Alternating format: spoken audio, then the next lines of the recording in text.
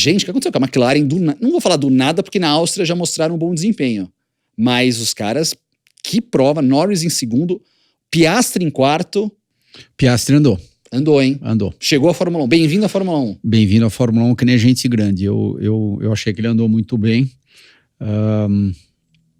O Lando também andou bem, principalmente considerando aquela última parada dele, que sei lá o que a McLaren fez, que acabou, não sei se foi de propósito ou não, né? Algumas pessoas falam que sim, outras falam que não, né? Colocou um jogo de pneu duro e aquelas primeiras 2 voltas que ele deu na frente do Hamilton... Foi alto nível. Foi alto nível. Uma coisa interessante sobre esse pneu que você comentou, Christian, teve uma sequência no pit stop, antes do pit stop, que a equipe perguntou pra ele, pô, mas e o pneu duro, o que você acha? Ele, talvez sim. Só que a corrida mudou com o safety car, né? O Piastri entrou ali com o pneu duro e o safety car atrapalhou ele, e eles iam colocar o pneu macio. Mas o que aconteceu? Quando teve esse problema do safety car, a McLaren já estava com os pneus apostos. E o que eles alegaram foi um problema logístico. Por isso que não deu tempo de trocar tudo.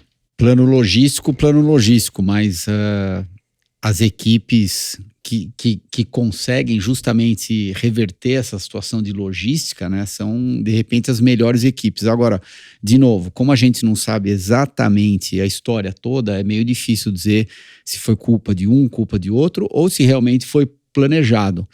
Mas que ele andou bem principalmente nas primeiras 2 voltas, quando eles saíram do box, ele andou muito bem e foi bem bacana ver aquela briga dele com o Hamilton, os dois andando lado a lado. É óbvio que toda a inglesada devia estar indo ao delírio, né? Imagina, 2 ingleses, o Hamilton, diga-se de passagem, um número muito interessante dele, né? Imagina, 14 pódiums em Silverstone. Uau! Lewis Hamilton, óbvio que só na Fórmula 1, 14 pódios em Silverstone. É impressionante isso. É impressionante, é um número muito grande realmente que ele conseguiu de pódios. Mas só para arrematar esse assunto, Nelsinho, Norris disse que foi um erro de novatos que a equipe acabou cometendo. É difícil falar. A gente não sabe exatamente o que aconteceu, se foi esse problema de logística ou se eles confiaram, acharam realmente que ia ser a melhor escolha. Mas o que eu gostei de ter visto, e eu acho que está começando a realmente mostrar resultado, é esse regulamento novo do teto de gasto. E por que isso está mostrando? A gente está vendo aí um carro que no começo do ano largou praticamente em último, né, na Austrália, e agora ficando em segundo. E por que isso acontece? Bom, primeiro que do primeiro ao último, o gap é muito menor do que a época, vamos usar Schumacher, da época da Ferrari, que o gap da Minardi para a Ferrari naquela época era de 5 segundos algumas corridas, né? Não, era exatamente isso, né? No começo da década de 90, eu lembro que do primeiro... Tudo bem, tinha mais carros, né? Também tem que lembrar disso daí. Não eram só 20 carros. Não, mas na época do Schumacher, anos 2000, tá? Era a Minardi ainda, que era considerada a menor equipe, com a Ferrari. Ferrari com orçamento ilimitado e a Minardi não, né? Então você tinha essa diferença muito grande e que hoje... Com esse regulamento novo, teto de gasto, você está diminuindo isso. E além de diminuir essa diferença do primeiro ao último, antigamente, né, como o orçamento era relativamente limitado para algumas equipes grandes, vinha update, vinha coisa toda hora. Era uma peça aqui, um retrovisor, uma asa, um difusor, alguma coisa, uma suspensão nova. Então era sem parar algumas peças. Então... Não, fora que você podia testar direto, né? Hoje em dia... E aí... O que acontece? Hoje em dia, como você tem, né, um orçamento, teto, você só pode gastar X, você tem que otimizar, você tem que ser eficiente. Então, tá parecendo que o jeito mais eficiente é de você produzir no CFD, no túnel de vento, nos computadores, né, aquele desenho do carro online, virtual, exato.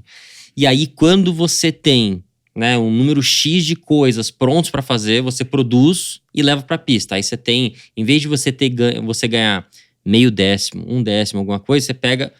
agora você está vendo uns ganhos grandes, né? Então você viu a McLaren, fez um update antes da Áustria, parece que ganhou 3, 4 décimos, né? Fazia muito tempo que a gente não via esse tipo de mudança. Daqui a pouco você vai ver a Aston Martin, que ela foi uma das primeiras que colocou, ela tá ficando para trás, Mas daqui a pouco, quando vier com o update deles, também vai dar um outro salto e volta a ficar ali entre segundo, terceiro, quarto, brigando ali. Então, isso é legal porque, né, tirando o Max, né, você tá vendo uma briga boa entre todo mundo ali.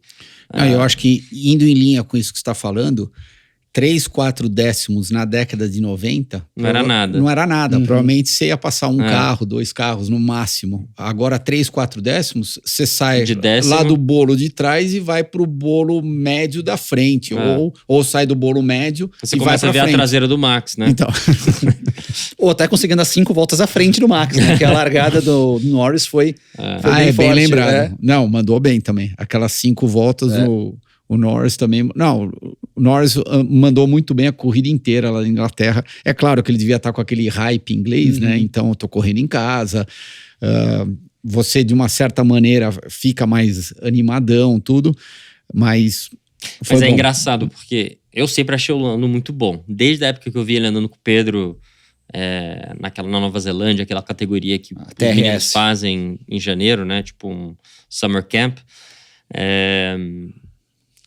E aí, obviamente, só que quando você não tá num carro bom, você não anda na frente, não vou dizer que as pessoas esquecem de você, mas fica aquele negócio, né? Huckenberg, de novo, andando, sendo mais rápido que o companheiro dele, só que você fica ali naquele meio, atrás, e aí ele anda uma corrida na frente, o pessoal já, né? Todo mundo, tudo bem. Acho que dentro da Fórmula 1, as pessoas sabem, né? Mas talvez as pessoas que estão vendo ao redor, nós, o público, todo mundo, né? As pessoas esquecem um pouco do tanto que ele é bom.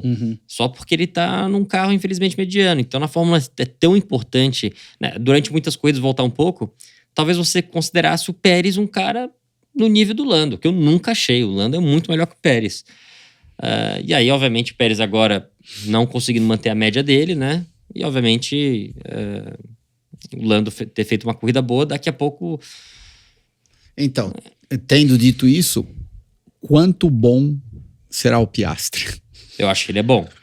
Porque ele tá próximo do Lando. Não, acho que ele é muito bom O também. Lando definitivamente está melhor que ele nessa temporada, até mesmo experiência, tudo. né? Ele tá mais confortável dentro da Óbvio. equipe, com as pistas, ele chega, dá 2 voltas, parar no box, já sabe exatamente o que está acontecendo. O outro, é claro, que está passando por aquele período de adaptação, Fórmula 1 e pistas, né? Mas o Piastri chegou para dar o cartão de visita para todo mundo. Uma coisa interessante, o Lando elogiou muito o Piastri, disse que o Piastri elevou o nível da equipe como um todo, assim. Então ele acha que tá gostando realmente muito do trabalho do Piastri. Não, ele tem razão, porque o ano passado o Lando estava lá na frente, as poucas corridas que ele estava lá na frente, né?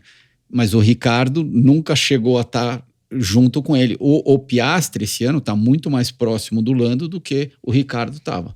E acho que essa prova, se não fosse o lance do safety car, do momento do safety car, ou uma volta a mais, não tem esse mas Piastri, tanto que o Lando também fala, esse lugar do pódio, que era do Hamilton, era o lugar o Piastri merecia estar aqui hoje.